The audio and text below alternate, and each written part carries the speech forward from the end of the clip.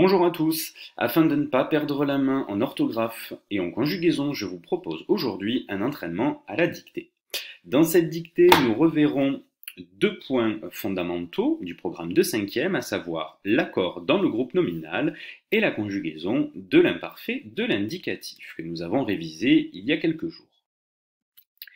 Pour commencer, vous allez présenter votre feuille en suivant le modèle ci-dessous. Vous mettrez en haut à gauche votre nom, votre prénom et votre classe, en haut à droite la date du jour. Vous centrerez le titre « Entraînement à la dictée ». Votre paragraphe commencera par un alinéa de 2 carreaux et vous n'oublierez pas également de sauter des lignes afin de faciliter la prise de notes pendant la correction. Je ferai 3 lectures du texte.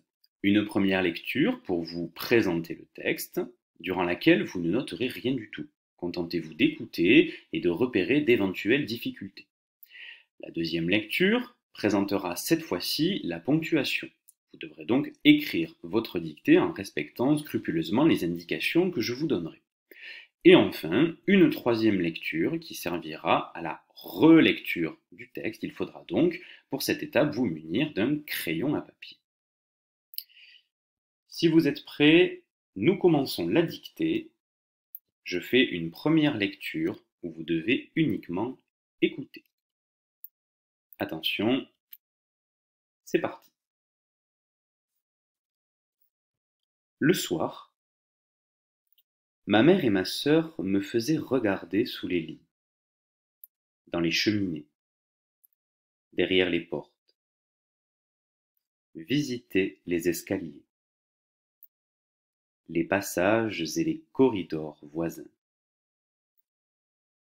Toutes les traditions du château leur revenaient en mémoire.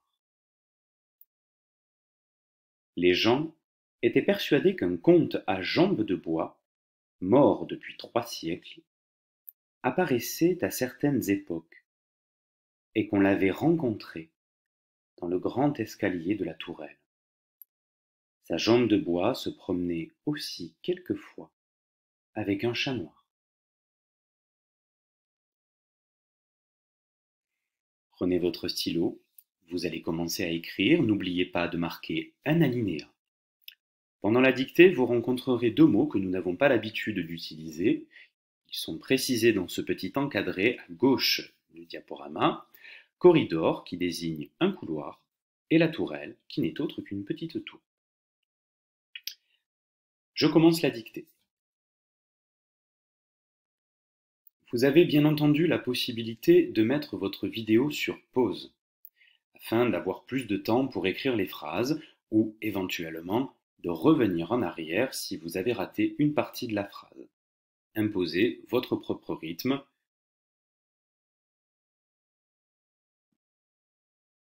C'est parti. Le soir, virgule,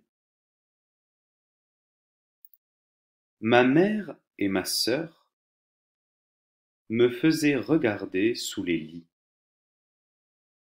virgule, dans les cheminées, virgule, derrière les portes, virgule, visiter les escaliers, virgule, les passages et les corridors voisins. Point. Toutes les traditions du château leur revenaient en mémoire. Point. Les gens étaient persuadés qu'un comte à jambes de bois, virgule, mort depuis 3 siècles, virgule, apparaissait à certaines époques, virgule, et qu'on l'avait rencontré dans le grand escalier de la tourelle. Point virgule.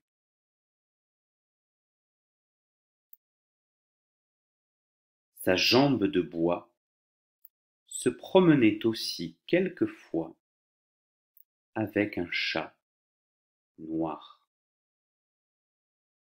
Point.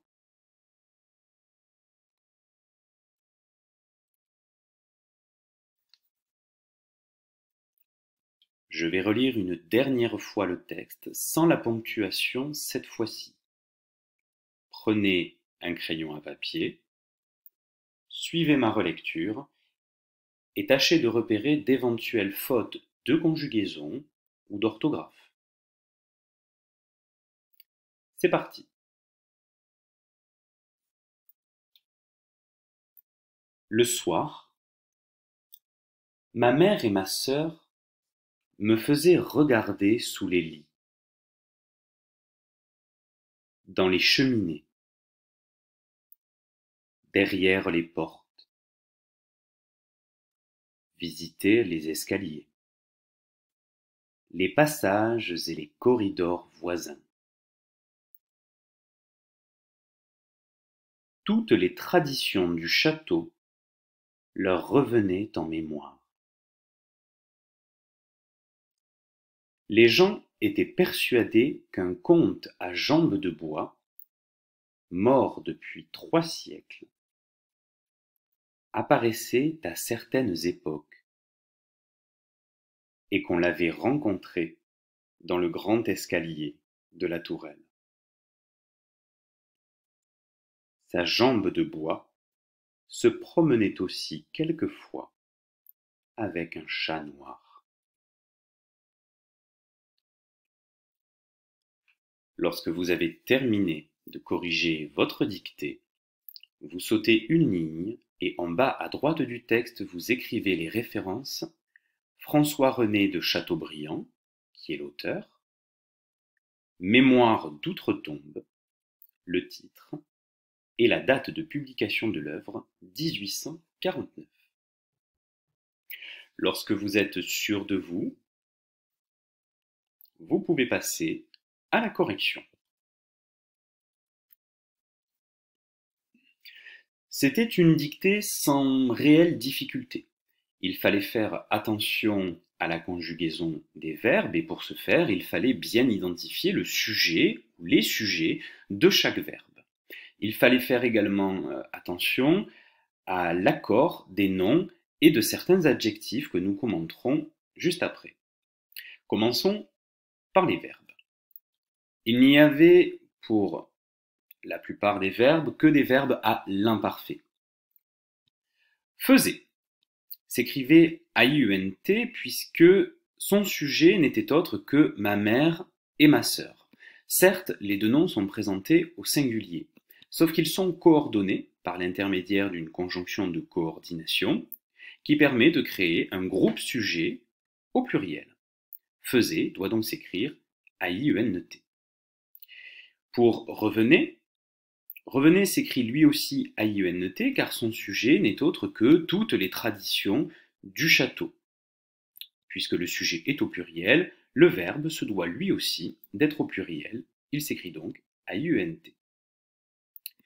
Pour était persuadé, était tout d'abord s'écrit AIUNT car son sujet n'est autre que les gens, et persuadé, qui est un participe passé, fonctionne avec l'auxiliaire être, puisque être est au pluriel, persuadé doit s'écrire également au pluriel.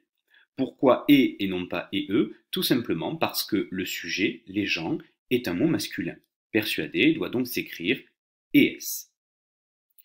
Pour apparaissait, apparaissait s'écrit AIT car le sujet du verbe est un comte à jambes de bois. Il s'agit d'un nom au singulier que je pourrais par exemple remplacer par il. Apparaissait s'écrit donc AIT. Avait rencontré, avait s'écrit AIT puisque son sujet n'est autre que on. Une troisième personne du singulier, avait s'écrit donc AIT et rencontrer s'écrira simplement et, puisque le sujet est au singulier. Nous reverrons dans une leçon prochaine l'accord des participes passés employés avec l'auxiliaire avoir, mais pour l'instant, contentez-vous de cette explication. Se promener s'écrit AIT puisque son sujet n'est autre que sa jambe de bois. Je peux aisément remplacer le sujet par le pronom personnel elle. Elle se promenait aussi quelquefois. Voilà pour la conjugaison des verbes. Passons maintenant à l'accord des groupes nominaux. Il n'y avait pas vraiment de difficulté. Il fallait faire très attention puisque toute la première phrase était une cascade de noms au pluriel. Tous les noms avaient avec eux un déterminant au pluriel, les lits, les cheminées, les portes, les escaliers, les passages et les corridors. Il fallait faire attention pour ce groupe nominal coordonné, il fallait faire attention à l'accord de l'adjectif voisin. Voisin qui portait à la fois sur le mot passage et sur le mot corridor et qui était obligatoirement au pluriel puisque les deux noms étaient eux-mêmes au pluriel.